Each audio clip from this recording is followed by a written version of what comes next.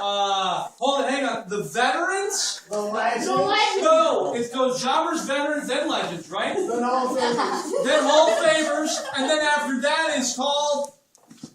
What's after that? What's the Hall of Famers is the highest? Yeah. Hall of Famers is the highest. Bob, we induct you in the Hall of Fame. No. Jesus is the only one in the Hall of Fame. Hey guys, it's great to have you here today. We got a guy from Florida. He's up from Florida. Dalton! Dalton! All right. Yeah, we guys can talk about that later.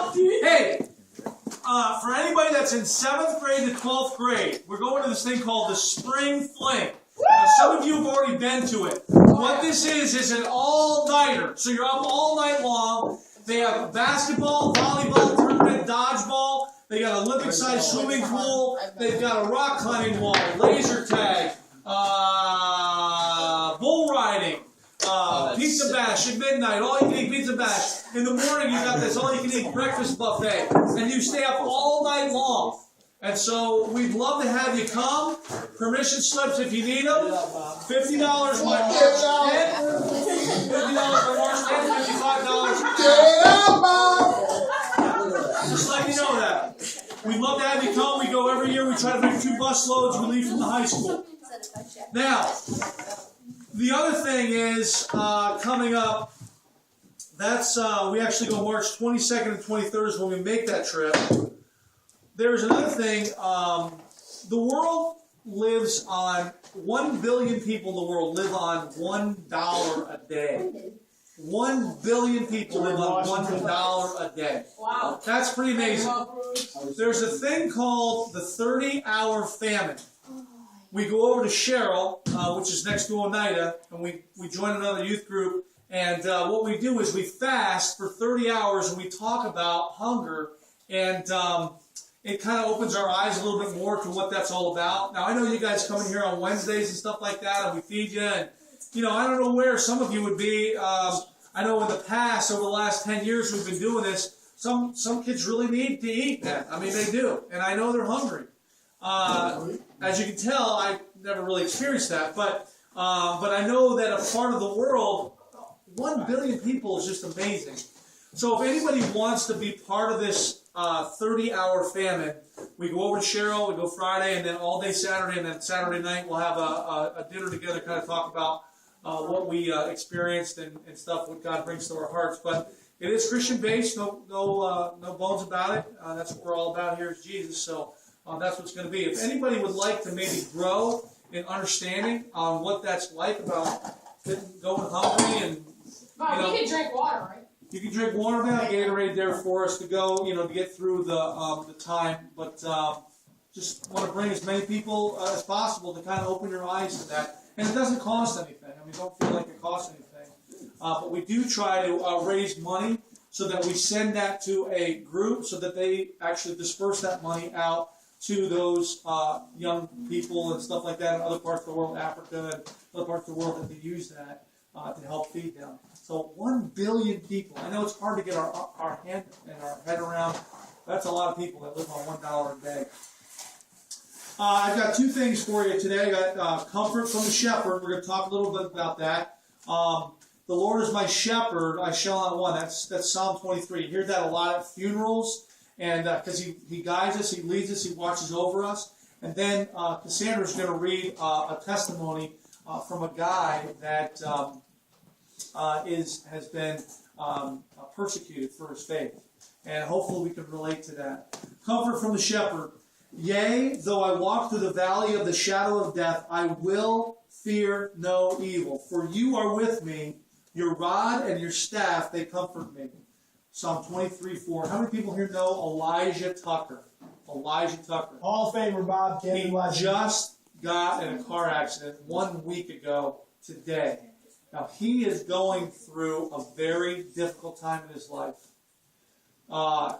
I won't get into all the gruesome graphic details and everything else, but they hit a snowplow last Wednesday, and he's down in ICU in Syracuse.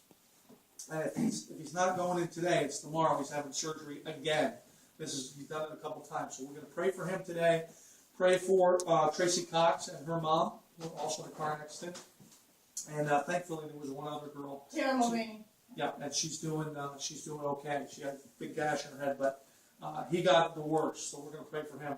Went down there, saw him yesterday. He wants to say thank you for your prayers, and he also wants to say if there's any way that people want to write to him and send him cards of encouragement, just can't take people in right now. His friends and stuff. He needs about another week to kind of recover and stuff. But he's a pretty messed up young guy. He's only 14 years old.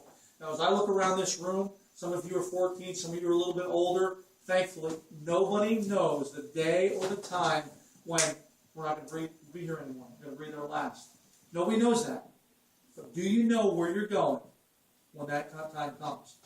Jesus Christ, if you put your faith and trust in Him and Him alone, you have a free ticket to heaven. How do I know that? Because Jesus says, I am the way, the truth, and the life. No man comes to the Father than through me. So it's our hope and our trust is in Jesus and Him alone. As a child of God, you are never alone. Your shepherd is with you at all times. You never have to call Him into your situation. You never have to wonder where He is.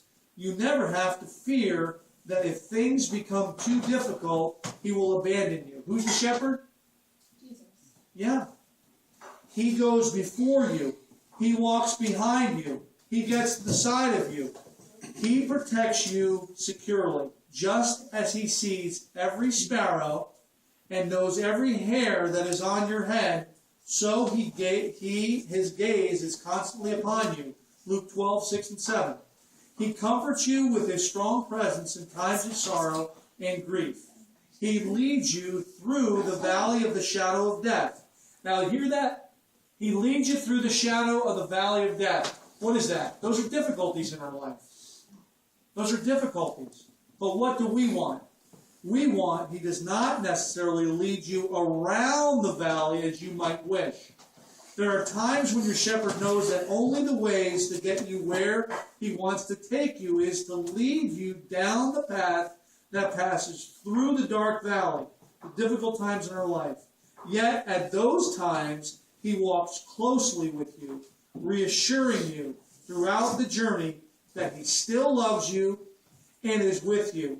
It is during those times that you experience His love and compassion in a deeper dimension than you ever have before.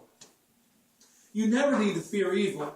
As intimidating as evil can be, there is nothing you will ever face that intimidates your shepherd.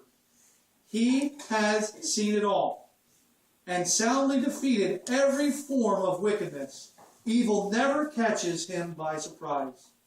Your shepherd is always prepared and knows exactly when and where you will experience difficulty. Place your absolute trust in your good shepherd that He will protect you and demonstrate His love for you through the darkest valley. Now, ladies and gentlemen, I know that each one of us go through those difficult times in our life, but God wants to take you through those times. Will you let Him? Don't go through it on your own. That's the worst thing. It's nothing but quicksand. Life is nothing but sinking sand without God. God is the strength and the foundation. Build your life on Him. Here's a guy who did do that. Why don't you read for us? This is called Extreme Testimonies of Guys that actually live for Christ and the persecution they go through. The pastor had been questioned and beaten often, but today the guard took him to a room to talk. He said, "I'm curious about your beliefs and ask you to tell me the 10 Commandments." Shocked, the pastor began to share the commandments. When he got to honor your father and mother, the officer interrupted him. "Stop there. You Christians believe that God chose honor your father and mother as a very important commandment. Please look in the corner." The pastor turned to see an elderly woman, chained and bruised, beaten, a pile of rags. She was the pastor's own mother. The guard inquired, "Look how much your mother has suffered. If you tell the secrets of the underground church, you and your mother can go free. If she dies from our torture, you will have failed to keep the commandments to honor her." and her blood shall be on your head." The pastor turned to his mother, who was staring to regain consciousness. "Dear mother, what should I do?" Lovingly she replied, "Since you were a small boy, I have taught you to love Christ and his church. Do not betray God. I am ready to die for the holy name." The pastor looked back at the guard and said with renewed courage, "You are very right, Captain. First of all, a man must obey his mother." And 1 Peter 4:13. I don't know that word, but why is there so much suffering in the world? Skeptics often ask when they wish to discount Christianity. They cannot reconcile a loving God who permits innocent suffering.